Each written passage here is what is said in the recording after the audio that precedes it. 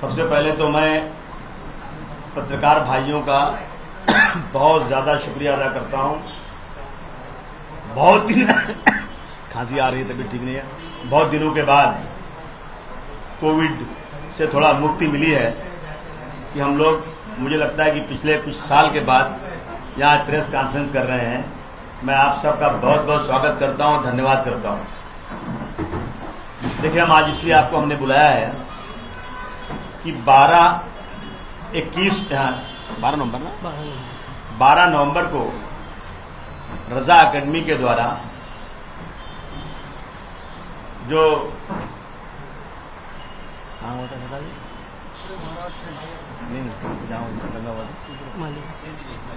त्रिपुरा में,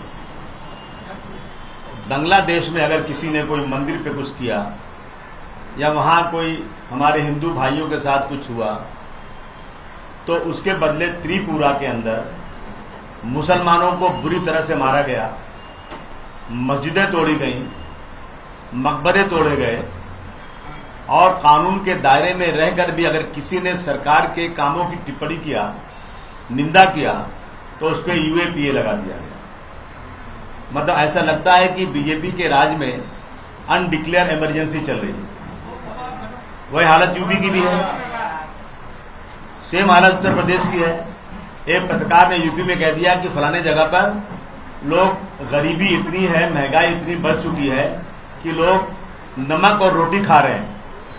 उस पत्रकार को जेल में भेज दिया। एक ने कहा कि उत्तर प्रदेश में ऑक्सीजन नहीं मिल रही थी, उसको जेल भेज दिया।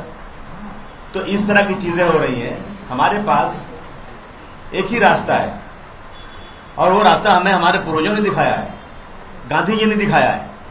उन अंग्रेजों के जमाने में जिनका सूरज कभी डूबता नहीं था, पूरी दुनिया में उनकी हुकूमत थी, उनके जुल्म के खिलाफ भी सड़क पर उतरकर हमें आंदोलन करने का पूरा हक था। यहां पर रजा एकेडमी ने एक बंद का ऐलान किया और उस बंद के ऐलान की वजह से मालेगांव, अमरावती, वाशिम और नांदेड़, वाशिम में थोड़ा हुआ, दंगा हो गया। देखिए, मैं मालेगांव के लोग बैठे हैं, बताएंगे आपको। अभी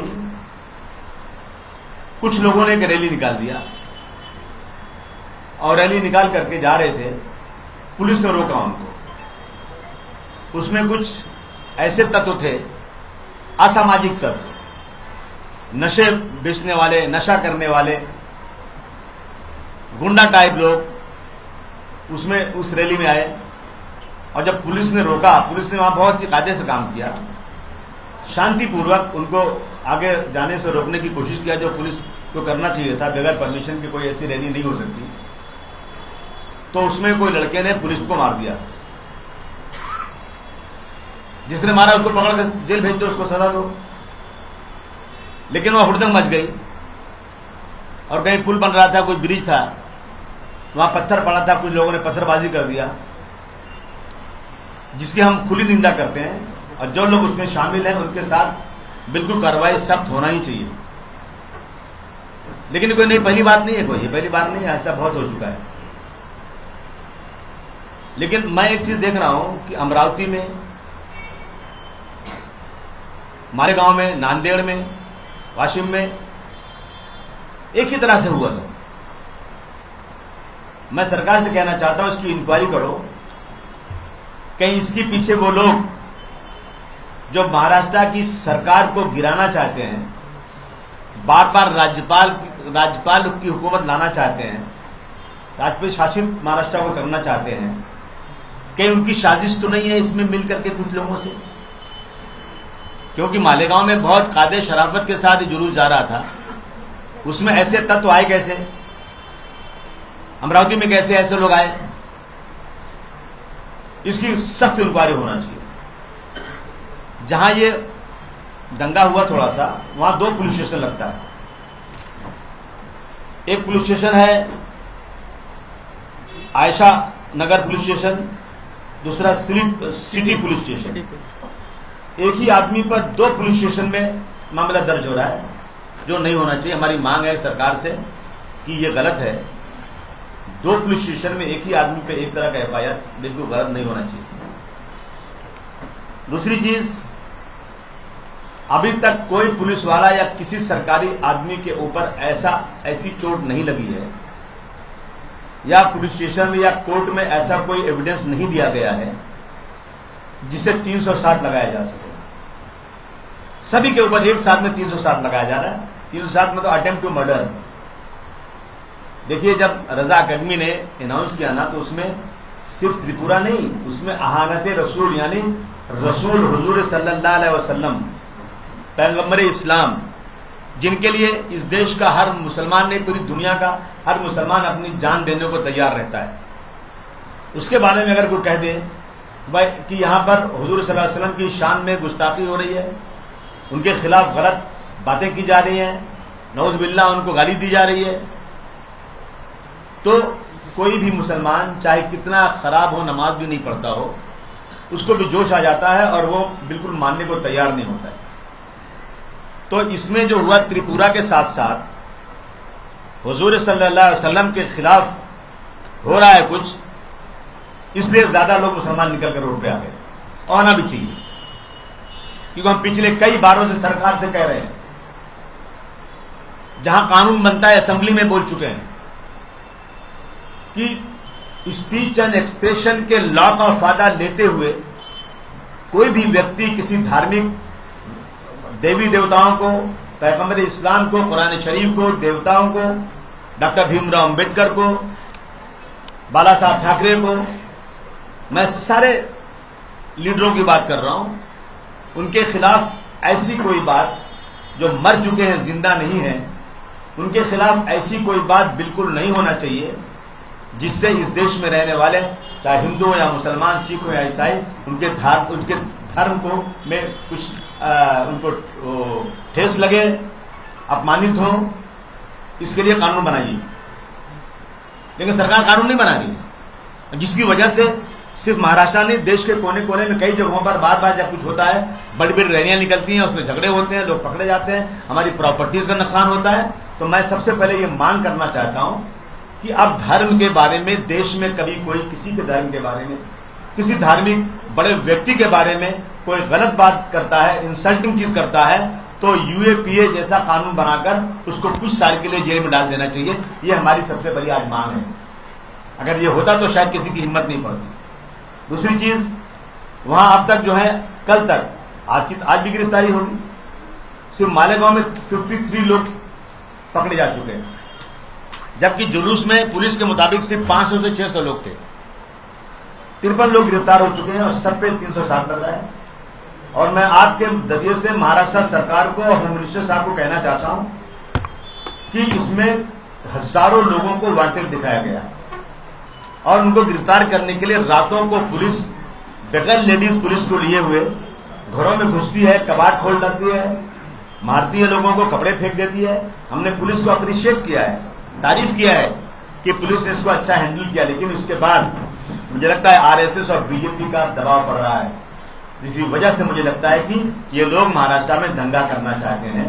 और हम कभी भी नहीं कह रहे हैं कि जो दोषी है उसको मत पकड़ो, जो दोषी है उसको पकड़िए, कानून के मुताबिक उसके साथ कीजिए, लेकिन इस तरह से घरों में घुस करके रात को 2 बजे, 3 बजे, 4 बजे औरतों के बीच में आदमी जाए और कोई लेडी पुलिस भी ना वहां पे हो, तो ये कानून के खिलाफ भी है और ये बंद होना चाहिए। हमारी मांग है दूसरी कि जिन जिन को गिरफ्तार करना है, वहां हमारे पास कुल जमाती तंजीम है। कुल जमाती तंजीम का मतलब ये होता है कि जितने भी सेक्शन हैं मुसलमानों के, इन सब ने मिलकर के एक बड़ी तंजीम बनाया हुआ है। और अभी नहीं बनाया, ये जब मालेगांव में पहला ब्लास्ट हुआ था ना, उस वक्त से बनी है। शिया, सुन्नी, देवबंदी, बरेलवी और अहले हदीस, सारे लोगों की एक कमेटी है। आप उस कमेटी में जाइए और नाम दीजिए कि भाई ये लोग यहाँ पर दोषी हैं, दिखाइए वीडियो, उनको प्रूफ दिखाइए। इन सबको हाजिर करवाना इस कमेटी का काम है। कमेटी हाजिर कराएगी, कभी कानून हाथ में नहीं लेगी। लेकिन इस तरह से जो हो रहा है ये बिल्कुल गलत हो रहा है, इसके ऊपर तुरंत बंदिश लगना चाहिए। अमरावती में ये हुआ है और अमरावती के एक बड़े लीडर ने BJP के एक टेलीफोन करके अमित शाह से ये कहा कि यहां मंदिरों को तोड़ा गया, यहां औरतों को छेड़छाड़ की गई, मैं चैलेंज के साथ कहना चाहता हूं, एक भी मंदिर को अमरावती में या कहीं भी हाथ नहीं लगाया गया। हालांकि कुछ असामाजिक तत्व अगर वो करना चाहते भी थे तो मुसलमान वहां खड़ा होकर के अपनी जान देने को तैयार था कि मंदिर पर अगर एक पत्थर भी आया, कोई आया, तो हम उसे कभी बर्दाश्त नहीं कर सकते। मुसलमानों ने हिफाजत किया, पुलिस ने नहीं, और किसी महिला के साथ कोई छेड़छाड़ नहीं हुई है। लेकिन इस चीज को अब मैं देख रहा हूं कि राजनीतिक फायदा लेने के लिए, अगर पहले दिन अमरावती में कुछ हुआ था तो बीजेपी का काम था, कहती भाई ये लोग शामिल हैं, इनको पकड़ो। लेकिन जो पहले दिन हुआ उसके बाद दूसरे दिन उन्होंने जो है अमरावती बंद का ऐलान करके अपनी राजनीतिक रोटियां सेका और दंगे कराए। वहां पर मकबरों को तोड़ दिया गया, लड़ाई झगड़ा किया, मस्जिदों में पथराव किया, तो उसके ऊपर किया। ये क्या तरीका है? तो फिर पुलिस की जरूरत क्या है? आप एक्शन का रिएक्शन कर रहे हो, तो ये चीज बंद होना चाहिए। ये हमारी मांग है कि तुरंत गिरफ्तारियां रुकना चाहिए, 307 हटना चाहिए, बेकसूरों को छोड़ना चाहिए। एक आदमी बेचारा मालेगांव में है, उसका नाम है, जो आवाज लगाता है बुलाने के लिए, अब्दुल रहीम, उसका नाम है अब्दुल रहीम पुकारने वाला, उसका नाम ही है ये। यानी कोई शादी होती है ना तो पुकारता है कि भाई आज यहाँ शादी है, इतने इतने लोगों की दावत है, हर घर के एक आदमी की दावत में आ जाओ। कोई किसी का इंतकाल होता है, किसी की मृत्यु होती है, तो आदमी पुकारता है मालेगांव में, भाई आज फलाने आदमी का इंतकाल हो गया, आप लोग इतने बड़े जनाजा जाएगा, आप लोग मैयत में शामिल होइए। इसी तरह से जब इसको रजा अकेडमी ने अनाउंस किया तो रजा अकेडमी के बोलने के ऊपर उसने जाकर के अनाउंस किया कि भाई आज आप लोग दुकानें बंद रखिए, रजा अकेडमी का अनाउंसमेंट है। रजा अकेडमी का अनाउंसमेंट क्या गलत किया उसने भाई? उसको पकड़ के बंद कर दिया, एक बार जमानत पे फिर उठा के बंद कर दिया उसको। ऐसे बेगुनाह लोगों को, जो लोग पुलिस को मदद कर रहे थे कि यहां कुछ नहीं होना चाहिए, ऐसे लोगों को भी जेल में डाल दिया गया है और एक माहौल महाराष्ट्र का फिर से खराब करने की कोशिश की जा रही है। तो इसके लिए हम होम मिनिस्टर साहब से, चीफ मिनिस्टर साहब से, deputy chief minister Ajit Pawar साहब से, शरद पवार से गुजारिश करना चाहते हैं कि तुरंत डेलीगेशन भेज करके सच्चाई मालूम करके उस पर कार्रवाई की जाए। मालेगांव के हमारे कुल जमाती तंजीम के अब्दुल अतार हुसैन अशरफी साहब बैठे हैं, आपको कुछ पूछना है इनसे इस बारे में, और आप कुछ जो बातें नहीं हुई हैं, जो मैं भूल गया बोलने के लिए, आप बता दीजिए मालेगांव में क्या हुआ है। हाँ संजय बताइए, जो आप बताइए ना, जो मैं बोला बस बोलो। बिस्मिल्लाहिर्रहमानिर्रहीम।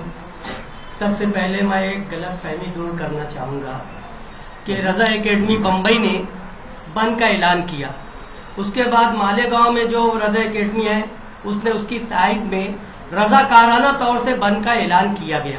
और ये हुआ कि 25 से लोग जो है वो निवेदन देंगे और हुकूमत को अपनी बात पहुंचाएंगे। ये सारे प्रोग्राम होने के बाद, जुलूस निकाला नहीं गया, ये सारे प्रोग्राम होने के बाद में कुछ बच्चे आए और वो हुल्लड़बाजी करने लगे और उसमें पुलिस उनको दौड़ाई, क्योंकि हम लोग तो वहां पर थे नहीं, हम लोग तो वहां से वापस आ चुके थे। और उसमें पुलिस में और उनके कुछ हुआ, उन्होंने पथराव किया। उसके बाद जिम्मेदार जब रजा एकेडमी, सुन्नी जमीयतुल उलमा और शहर के जो मुअज्जिज़ीन हैं, सब लोग मिलकर पुलिस की मदद करने लगे। उसके बाद शनिचर के दिन से यानी 13 नवंबर से पुलिस ने जाहरियाना अंदाज में, जालिमाना अंदाज में पकड़ दकड़ शुरू की और रात के हिस्से में, रात के 4 बजे पुलिस किसी के भी घर में, अगर किसी का नाम उनकी लिस्ट में है तो उसके घर में जाते हैं। वहां पर वो आदमी नहीं है तो एक एक कमरे की, गुस्ल खाने की, बाथरूम की तलाशनी लेते हैं, बैटरी चमका कर। उन्हें तो कुछ मिला नहीं। हमने पुलिस डिपार्टमेंट के पास अपनी बात रखी। अल्लाह के फजल करम से मालेगांव में एक ऐसी तंजीम है जिसका नाम कुल जमाती तंजीम है। उसका मकसद ये है कि अगर किसी के साथ नाइंसाफी हो रही है तो उसे इंसाफ दिलाए, किसी के साथ जुल्म हो रहा है तो उसके मजलूम के खिलाफ खड़े रहे, चाहे वो मुसलमान हो, हिंदू हो, सिख हो, ईसाई हो, हर एक की मदद हम लोग करते हैं। आज हमारी इस दुख को सुनकर हमारे देश के एक सच्चे खादिम मोहतरम अबू हासिम आजमी साहब ने हम लोगों को याद किया। हम लोग यहाँ पहुंचे और उनको सारी सच्चाई बताई। बात दरअसल यह है कि 3 लोगों के ऊपर गिरफ्तारी आई है, यानी 3 कैटेगरी है। एक वो जो बंद का ऐलान किए, दूसरे जो है कि पथराव किए, तीसरा वो शख्स है जो मोबाइल के जरिए या माइक के जरिए आवाम तक अपनी बात पहुंचाए। हमारा मुतालबा ये है कि बंद का जो ऐलान करे उन पर भी आप वही कानून लगा रहे हैं। जो लोग माइक में बयान दिए कि भाई रज़ाकाराना तौर से बंद रखे, उन पर भी आप वही धारा लगा रहे हैं, और जो बच्चों ने पत्थर चलाया उस पर भी वही धारा लगा रहे हैं। तो ये सरासर नाइंसाफी है।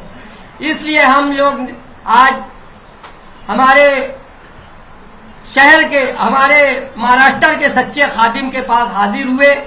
ये कौम और मिल्लत का दर्द रखते हैं। कई बार मालेगांव ये दौरा किए हैं और किसी भी जात, बिरादरी, धर्म के लोगों के दुख में खड़े रहते हैं। यही आस और उम्मीद लेकर हम लोग यहाँ हाजिर हुए और हमने जो निवेदन की कापी है वो आप तक दी है। हमने वजीर आला, नायब वजीर आला राष्ट्र और छगन भुजबल साहब और दीगर लोगों को, होम मिनिस्टर साहब और हमारे आउटर के जो दादा भूसे साहब हैं, सब लोगों को हमने निवेदन दिया है और हमने मांग की है। जैसे अगर कोई पुलिस का आदमी जख्मी है तो फरियादी भी वही है और तहकीक करने वाला, उसके मातहत काम करने वाला शख्स है जो उसके हाथ के नीचे काम कर रहा है। हम बोल रहे हैं कि सरकारी और प्राइवेट डॉक्टरों के जरिए उसकी तहकीक की जाए, ताकि अगर कोई मुजरिम है तो मुजरिमों की हिमायत के लिए हम कभी भी आगे नहीं आएंगे। लेकिन जो मुजरिम नहीं है उनको आप जेल की सलाखों के पीछे डाल रहे हैं, उनके घर पर छापा मार रहे हैं। तो इस तरह की नाइंसाफी ना हो, ये सरासर जुल्म है। इसके लिए हम हुकूमत महाराष्ट्र पर बहुत भरोसा रखते हैं। बस चलिए पूछना कीजिए कुछ। देवेंद्र फडणवीस जो बीजेपी के नेता है, उन्होंने ऐसा कहा है कि त्रिपुरा में ऐसी कोई घटना हुई ही नहीं जिसका रिएक्शन महाराष्ट्र में देखने मिला। सिर्फ महाराष्ट्र में नहीं बल्कि भारतवर्ष के कई स्टेट में त्रिपुरा में जो हुआ उसके खिलाफ लोगों ने आंदोलन किया। और वो जो बीजेपी के अध्यक्ष बोल रहे हैं वो गलत बोल रहे हैं। त्रिपुरा में बहुत ज्यादा जुल्म जाती हुई। हाँ, हमने देखा ना, कई जगह हमको कई जगह फोटोज आए, मिले, दिखाए गए। तो लेकिन अगर हमने त्रिपुरा के में जो कुछ हुआ, चलो माना कि कम हुआ, कुछ हुआ, उसके खिलाफ अगर बंद का ऐलान किया तो इसमें क्या है? हमेशा होता है, कोई नई बात तो है नहीं। और ये तो रोज ही हो रहा है देश में। बीजेपी का कहना है कि कुछ भी नहीं हुआ था। नहीं, हमारे साथ मालेगांव के वकील भी कल आए थे। शाहिद साहब जो बॉम्बे में रहते हैं, जमती उलमा के वकील हैं, वो खुद त्रिपुरा जा चुके हैं और त्रिपुरा से सारी न्यूज ला करके उन्होंने कल होम मिनिस्टर साहब को दिया मेरे साथ। वो कल होम मिनिस्टर साहब से मिले थे, उन्होंने सारी चीज बताई वहाँ पर। क्या बात हुई सर होम मिनिस्टर साहब? यही बातें हैं जो हमने आज बोला। ये बातें जी सर, महाराष्ट्र साइबर पुलिस ने 36 ऐसे अकाउंट वेरीफाइड किए जो कि गलत तरीके से त्रिपुरा को फैलाया जा रहा था। उन्होंने निकाला भी था 36 ऐसे अकाउंट। तो मतलब गलत चीजें फैलाई नहीं, अगर ऐसा है कि गलत चीजें फैलाई जा रही है तो उन पर कार्रवाई की जाए। और वो बीजेपी की भी हो सकते हैं, और बीजेपी के लोग ज्यादा करते हैं। अभी आपने देखा नहीं, बीजेपी के 2 लड़के बात कर रहे हैं आपस में। एक कह रहा है कि तुम हिंदू हो, तुम मुसलमान बन जाओ। एक मुसलमान लड़का हिंदू से बोल रहा है तुम मुसलमान बन जाओ। अगर तुम मुसलमान नहीं बनोगे तो अभी समाजवादी पार्टी की सरकार आने वाली है, अलीगढ़ में मुसलमान हिंदुओं का रहना बहुत मुश्किल हो जाएगा। ये पूरा बीजेपी ने वायरल कर दिया। उसके बाद जब इंक्वायरी हुई तो दोनों हिंदू ही थे आपस में, मुसलमान कोई था ही नहीं। उसके बाद आपने देखा आगरा के अंदर क्या हुआ। आगरा में एक समाजवादी पार्टी का प्रोसेशन जा रहा था महंगाई के खिलाफ। उसमें बीच में एक आदमी आके चिल्लाया पाकिस्तान जिंदाबाद। और आप लोग जैसे टीवी वाले मेरे पास आ गए, माइक ले गए, अब वासिम जवाब दो, समाजवादी पार्टी जो है पाकिस्तान जिंदाबाद बोलती है। मैंने बोला ऐसा हो नहीं सकता। उन्होंने मुझे वीडियो दिखा दिया, वीडियो में एक आदमी बोल रहा है। तो मैं समझा कि मैंने बोला ऐसा हो नहीं सकता। दाल में काला है, अखिलेश यादव जी समाजवादी पार्टी में पाकिस्तान जिंदाबाद कैसे बोल सकते हैं? और थोड़ी देर बाद मालूम हुआ कि वो आदमी बीजेपी का था, पकड़ा गया वो। तो ये चीजें हो रही है रोजाना देश में। इसके ऊपर तो कोई मीडिया दिखाते ही नहीं। मैं मीडिया के लोगों से हाथ जोड़कर निवेदन करना चाहता हूं कि प्लीज सच्चाई दिखाइए, दिखाइए जरा सच्चाई। आप सच्चाई नहीं दिखा रहे हैं। यहाँ की मीडिया अच्छी है, मैं नहीं बोलता हूँ, यहाँ वाले अच्छे सर दिल्ली में जो बैठे उसका रहा है। आजमी साहब, लेकिन वहाँ के जो त्रिपुरा के डीसीएम है, मुख्यमंत्री, उनका भी साथ में जो ऑफिशियल वर्जन आ रहा है, उनका फिर आप कौन सा आधार पे बोल रहे हैं कि ऐसी घटना हुई? मैं आधार पर बोल रहा हूँ, मेरे पास कल वकील साहब आए थे। प्रूफ तो दिखाइए, आप भी वो बोल रहे हैं प्रूफ तो अभी आपने नई चीज मुझे पूछा, मैं दिखा दूंगा प्रूफ आपको। प्रूफ तो ऐसा है कि एक अफवाह के आधार पर पूरे महाराष्ट्र को अगर निकलेंगे आंदोलन, भाई साहब, अफवाह के आधार पर बीजेपी ने पूरे महाराष्ट्र ने पूरे देश के अंदर बोल दिया कि समाजवादी पार्टी के लोग पाकिस्तान जिंदाबाद बोल रहे हैं। आपकी मीडिया ने उसको ले लिया और चला दिया पूरे देश में। अफवाह पे अफवाह रुकिए ना।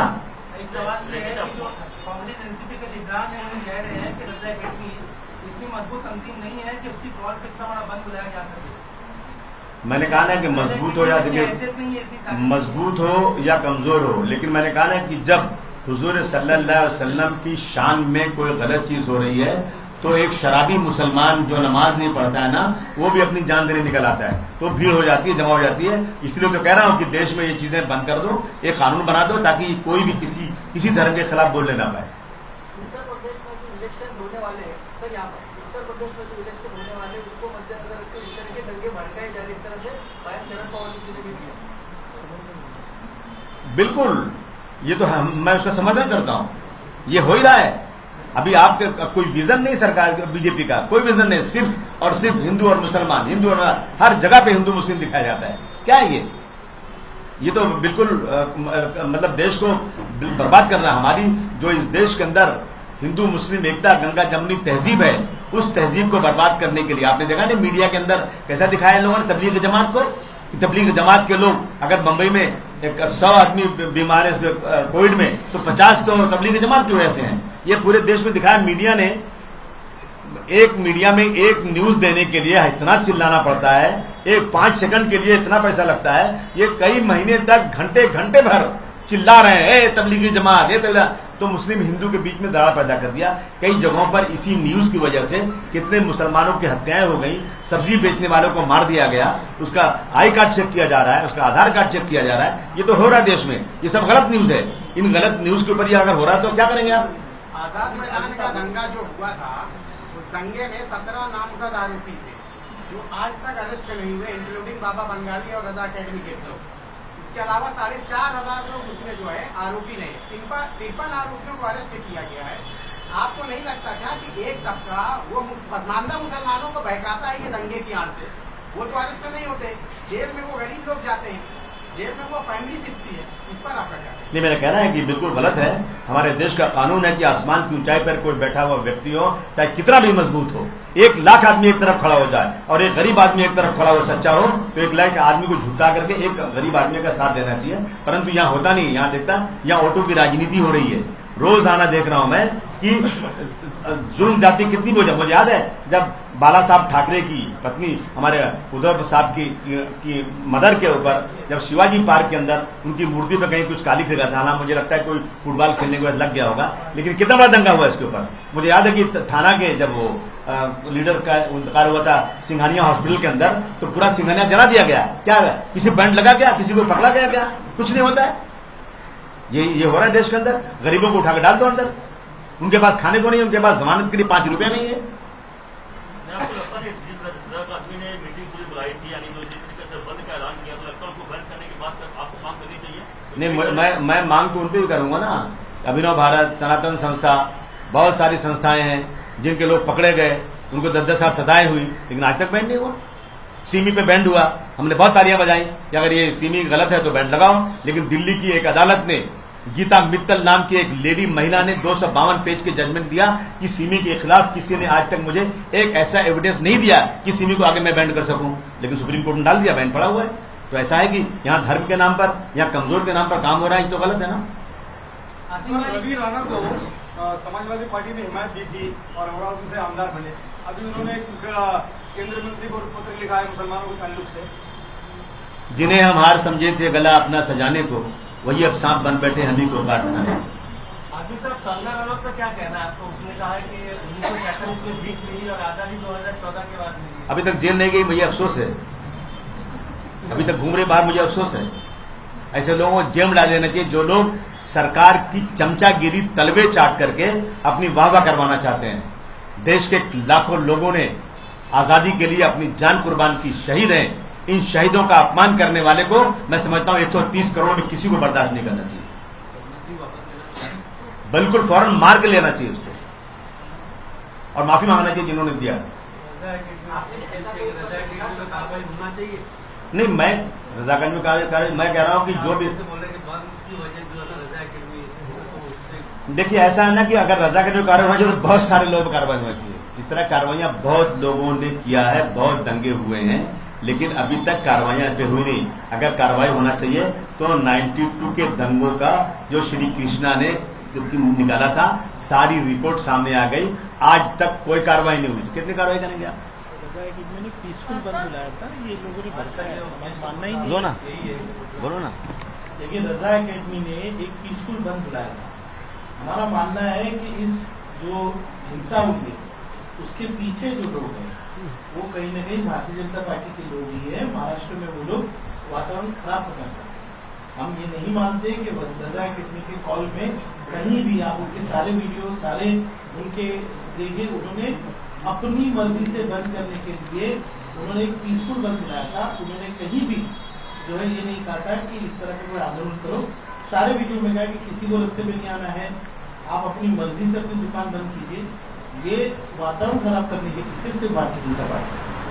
सर, जब अमरावती में जब दंगा हुआ था उसके बाद अगर हम देखें तो सोशल मीडिया पे फोटो शेयर किए जा रहे थे, बीजेपी की तरफ से ऐसे फोटो शेयर किए गए कि सीएम के साथ कुछ रजाक अकादमी के कुछ लोग हैं, उसके बाद कुछ ऐसे फोटो सामने आए जिसमें बीजेपी के लीडर के साथ कुछ रजाक अकादमी के लोग हैं। तो ये जो फोटो का जो वॉर चल रहा है उसको आप कैसे देखते हो? और दूसरी बात इसको जोड़ के है कि ऐसा भी कहा जा रहा है कि जो अमरावती में जो बीजेपी लीडर थे उनको इस दंगों के लिए पैसे जो है उनको प्रोवाइड किए गए थे। नहीं, देखिए ये तो बिल्कुल सच है, इसको कोई झुटला नहीं सकता। दंगा करो, मुस्लिम हिंदू को आपस में लड़ाओ और राज करो, ये कौन लोग हैं आप सब अच्छी तरह जानते हो इस बात को। जहां तक फोटो की बात है, लोग ये कुछ समझते हैं कुछ लोग कि भाई हमको इनके साथ बैठने से हमारा वोट बैंक बढ़ जाएगा, तो उनके साथ बैठ के फोटो खिंचाते हैं। और कुछ लोग हैं वो सारी पार्टियों के साथ फोटो खिंचाते हैं जाकर के। तो ये चल रहा है, बिल्कुल चल रहा है। और अगर कहीं ऐसा लगता है कि इनके ऊपर इतने केसेस बाकी हैं, ये हुआ है, उसके बाद वो अरेस्ट नहीं हो रहे हैं और फिर उनके साथ फोटो खिंचाया जा रहा है, तो फिर सरकार जवाब दे इस बात को। शिवसेना का ये भी कहना है, महाराष्ट्र सरकारी की सरकार है, आप भी उसमें है, जैसा कि महाराष्ट्र में आप कह रहे हैं कुछ मुस्लिम लोगों के ऊपर ही कार्रवाई हो रही है, दफा 307 वगैरह लगाए जा रहे हैं, उसको लेकर क्या कहते हैं? मैं सिर्फ इसलिए हूं कि वो लोग जो इस देश को 2014 के बाद हमारी पुरानी विरासत को बांट देना चाहते हैं, जिनके राज में आज महंगाई बढ़ती जा रही है, आज लॉ एंड ऑर्डर की सिचुएशन खराब होती जा रही है, ऐसे लोगों के खिलाफ मैं खड़ा हुआ, बीजेपी के खिलाफ। इसलिए हमने इस महाविकास अघाड़ी को सपोर्ट किया है। ना हम उसमें मंत्री हैं, ना हमने कोई पोस्ट लिया है। एक एमएलए जो सपोर्ट किया उसको भी मंत्री पद दिया गया है, लेकिन हमने इनसे कुछ लिया नहीं है। हम सिर्फ बीजेपी को दूर रखने के इनका साथ दे रहे थे। लेकिन अबू जी, शिवसेना का ये भी कहना है कि रजा अकेडमी बीजेपी की बी टीम है, साथ में मिलकर दंगा फैला रहे हैं। नहीं तो शिवसेना के साथ भी तो लोग रहते हैं, शिवसेना के साथ भी है, बीजेपी के साथ भी है, कांग्रेस के साथ भी है। अभी आए थे तारिक अनवर साहब, उनसे भी लोग मिले थे, सबसे मिलते हैं लोग। तो ये कोई किसी को कहे ये बी टीम इसकी है, तो किसी की बी टीम की है, किसी को कहा जा सकता है, ये तो कहने की बात है। सर, जो आरोप हो रहा है बीजेपी के माध्यम से वो कराया जा रहा है, तो आपको ऐसा नहीं लगता कि उसके ऊपर डीप में इंक्वायरी होनी चाहिए कि इंक्वायरी बैठनी चाहिए? अरे हमने तो पहले कहा ना कि इसकी सख्त इंक्वायरी होनी चाहिए और इंक्वायरी जो है किसी रिटायर्ड जज से कराना चाहिए। सरकार की तरफ से कोई इंक्वायरी नहीं बैठना चाहिए। मैंने 1-2 केसेस में इंक्वायरी के लिए बोला था हमारे कमिश्नर साहब को, और इन्होंने बिल्कुल झूठ इंक्वायरी किया। इसलिए मुझे बिल्कुल यकीन नहीं है कि सरकार की तरफ से कोई इंक्वायरी करे। सर, आप बोल रहे हैं कि आपने कल होम मिनिस्टर से मुलाकात की और उनके सामने कुछ ये रखा, अपने कागज रखे, उनका क्या बोलना था? उन्होंने सारी बातें सुन लिया, बोला हम इस पर इंक्वायरी करेंगे, बस इतना ही बोला। लेकिन सर, क्या आपको लग रहा है कि महाराष्ट्र सरकार के साथ आप आए थे साथ में, लेकिन क्या महाराष्ट्र सरकार आपकी अब नहीं सुन रही है और आपकी जो मांग है उससे जो है कोई भी कार्रवाई नहीं हो रही? आप जो है सीधे विपक्ष बीजेपी पे ही आरोप लगा रहे हैं। मैं कहाँ आरोप लगा रहा हूँ? मैं कह रहा हूँ बीजेपी को दूर रखने के लिए मैंने इसको सपोर्ट किया है। मैंने कुछ लेने के लिए, मेरी बात सुनने के लिए नहीं किया है। मेरे 2 एमएलए हैं, मेरे 2 एमएलए के सपोर्ट हटाने से सरकार गिरती नहीं, मेरे 2 एमएलए को सपोर्ट देने से सरकार बनती नहीं। मैं जुल्म के खिलाफ चाहे मेरी सरकार हो या कोई हो बोलूंगा। बात सुनना सुनो, नहीं तो नहीं सुनना तो नहीं सुने। हम आपके माध्यम से उनको जगाना चाहते हैं। मान लेते हैं आपको सरकार पर कोई यकीन नहीं, हमें बिल्कुल यकीन नहीं है। धन्यवाद। आई भवानीचा गजर म्हणजे झी 24 तास।